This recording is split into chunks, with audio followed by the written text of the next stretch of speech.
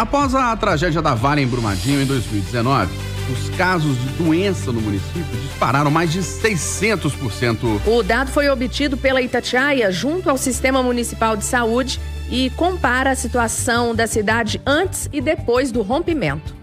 6 anos após o rompimento da barragem da Vale, a Prefeitura de Brumadinho registra um aumento de 600% em casos de alguns tipos de doença na região metropolitana de Belo Horizonte. Os números levam em conta dados coletados entre 2018, antes do colapso da barragem, e 2024. Em entrevista à Itatiaia, a secretária de Saúde de Brumadinho, Cíntia Pedrosa, detalha os números mais preocupantes. Que é um aumento de doenças do aparelho respiratório de 122%, osteomuscular e tecido conjuntivo acima de 669%, doenças do olho maior que 311%, malformação congênita e anomalias cromossômicas de 233%. O prefeito de Brumadinho, Gabriel Parreiras, do PRD, engrossa o coro da servidora e diz que o rompimento da barragem deixou a população da cidade doente. A gente vê a nossa cidade mais adoecida, mais suja,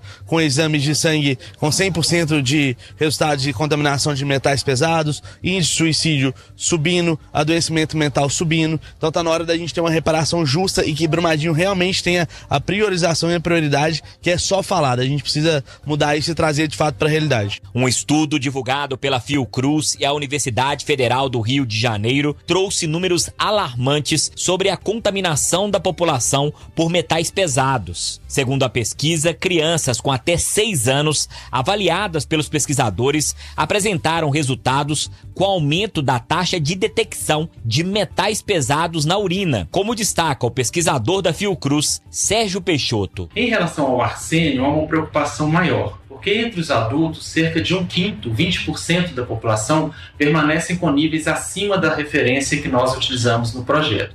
E em relação às crianças de 0 a 6 anos, do projeto Bruminha, esses níveis eles aumentaram. Então, os níveis de criança acima da referência, ele aumenta com o tempo.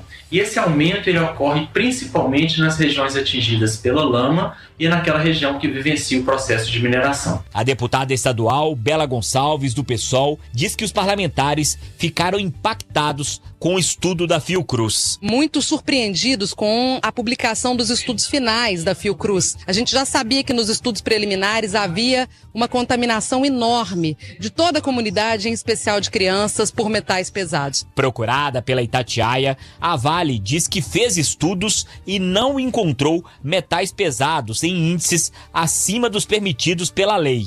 No entanto, a mineradora diz que está avaliando detalhadamente os estudos da Fiocruz. A nossa reportagem foi até a ETAF, a estação de tratamento de águas fluviais construída em Brumadinho. O gerente de recuperação ambiental da Vale, Vitor Pimenta, garantiu que a água é devolvida para a natureza em uma qualidade melhor que a coletada. Ela faz o tratamento da água que sai do Ribeirão Ferro Carvão, onde o rejeito foi espalhado, retira todas as partículas que estão presentes nessa água, entre elas o rejeito, deposita nessa lagoa que está aqui do nosso lado, passa por um processo de filtragem e é devolvida à natureza numa qualidade muito superior ao que ela entrou. Essa água é monitorada, alguns metais, alguma coisa que vem na água, isso é barrado aqui de alguma forma, ou aqui, ou em outro momento? Sim, todas as estruturas que estão no ferro-carvão, elas têm esse objetivo, ou seja, de conter essas partículas. O coordenador do movimento dos atingidos por barragens, Guilherme Camponês, diz que a mineradora não apresentou os estudos que ela mesma fez